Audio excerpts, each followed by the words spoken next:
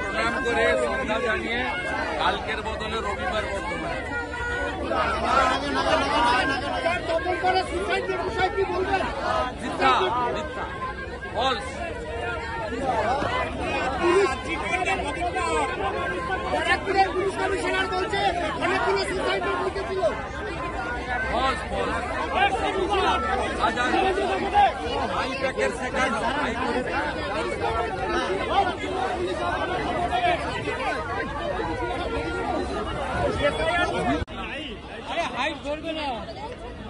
আমাদের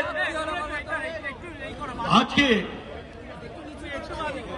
মাতৃশক্তি কয়েকজন কার্যকর্তা জেলার আপনারা একটু মঞ্চে চলে আসুন এবং যারা স্বেচ্ছাসেবক আছেন আজকে যারা জয়েন করেছেন বা যারা আগে থেকে জয় থেকে নিয়ে কালিদা থেকে নিয়ে সামনে যারা উপস্থিত আছেন সবাইকে অভিনন্দন জানাচ্ছি। আপনারা জানেন যেখানে শুভেন্দু অধিকারী মিছিল বের করবে সেখানে তৃণমূলের দালাল পুলিশ তাদের সব থেকে অসুবিধা হয়ে যায়। আর কিছু চোরদেরকে কিছু মহিলাদেরকে যাদেরকে বাড়ির লোকও সম্মান করে না, একজন মহিলাকে দিয়ে চারটে এখানে মদের ঠেক চালায়, 7টা খেলায়, ওই হিরোইন বিক্রি করে খুনি আসামিরা তারা দাঁড়িয়ে ওই জয় বাংলা স্লোগান দিচ্ছে। আমি বলছি ভাই, ভারতবর্ষে ভারত মাতা কি জয় বল, জয় হিন্দ বল, বন্দে মাতরম বল। আরে বাংলাদেশের জয় বাংলা বলে তোদের লাভ কি? তাহলে কি বাংলাকে এক্সটেন্ডেড বাংলাদেশ করাতে চাইছিস? মমতা ব্যানার্জি, খালা ফুফু যাই বলি আমরা, আপনি পশ্চিম বাংলাকে বাংলাদেশ বানাতে পারবেন না। আপনি তো বলেছিলেন সিএ মানব না, পাড়ায় পাড়ায় সিএ নিয়ে আমাদের কর্মীরা বসে গেছে। যারা ভারতবর্ষের বাইরে থেকে হিন্দুরা, সনাতনীরা, পাকিস্তান, বাংলাদেশ, আফগানিস্তান থেকে যারা সনাতনীরা এসছেন, খ্রিস্টানরা এসছেন, জৈনীরা এসছেন, বৌদ্ধিস্ট যারা এসছেন, তাদেরকে আমরা শরণার্থী হিসাবে নাগরিকতা ভারতবর্ষের প্রধানমন্ত্রী নরেন্দ্র মোদীজি আর অমিত শাহ দেওয়ার ব্যবস্থা করেছেন। কিন্তু ভাই রোহিঙ্গা, ভাই পাকিস্তানি, ভাই বাংলাদেশি মুসলমান, তোমাদেরকে তোমার খালা আর ফুফু আর বাঁচাতে পারবে না। ওই রোজই বলছে এসআইআর করতে দেব না, এসআইআর করতে দেব না। আরে তোমার বাবার ক্ষমতা থাকলে এসআইআর আটকে দেখাও।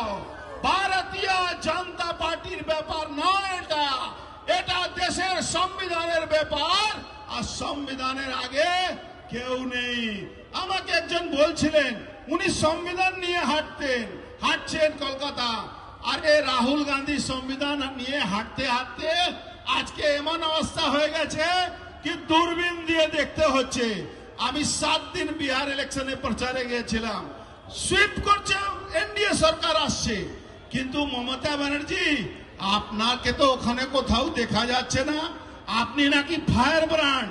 তাহলে ইন্ডি যারা আছে কংগ্রেসীরা, আরজেডি, বাড়ি থেকে মাংস খেয়ে এসেছিলেন তো লালু যাদব, ওরাও তো আপনাকে ডাকছে না কেন? ওরা জানে আপনি গেলে ওদেরও ভোট ব্যাংক শেষ হয়ে যাবে। বাংলা এসআইআর হচ্ছে, এসআইআর না হলে ভোট হবে না, এটা নিশ্চিত থাকুন। আর এই পানিহাটির তৃণমূলকে বলে দিচ্ছি, যারা ওই কাটমানি, তোলাবাজি, লুট, পুকুর ভরাট এইসব করে শুভেন্দু অধিকারীকে, মিছিলকে আটকাবার চেষ্টা করছো, ছেটিয়ে তাড়িয়ে দেবো এখান থেকে। বলে দিচ্ছি, কোনো ক্ষমতা নেই তোমরা আটকাতে পারবে। আমি বারবার বলছি, এই শিল্পাঞ্চলে তৃণমূলের শেষ সময় এসে গেছে।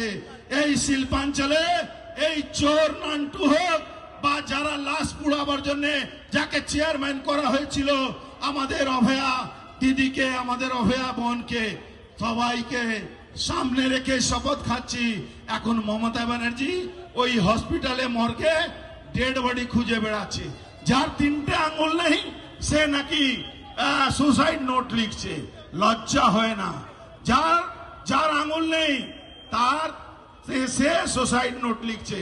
যে মহিলা বাড়িতে শান্তির জন্য নিজেকে সুসাইড করছে, মমতা ব্যানার্জি এসআইআর জন্য হচ্ছে। ঠিক আছে, সব থেকে ভয় আপনার। আপনি কবে সুসাইড করবেন? আপনি লিখে মরে যান, তাহলে তো ভালো হবে। কেন? আপনি তো সব থেকে বেশি আপনি ভয় পেয়েছেন, আপনার ভয় লাগছে না? আপনি সুসাইড নোট লিখুন, নিশ্চিত থাকুন এসআইআর হবে। পানিহাটি জিতবো আমরা, আশেপাশে জিতবো আমরা, এই জেলাতে 28টা আসন জিতবো আমরা। এই কথা বলে আমি আমার বক্তব্য শেষ করছি। ভারত মাতা কে, ভারত মাতা কে, হিন্দ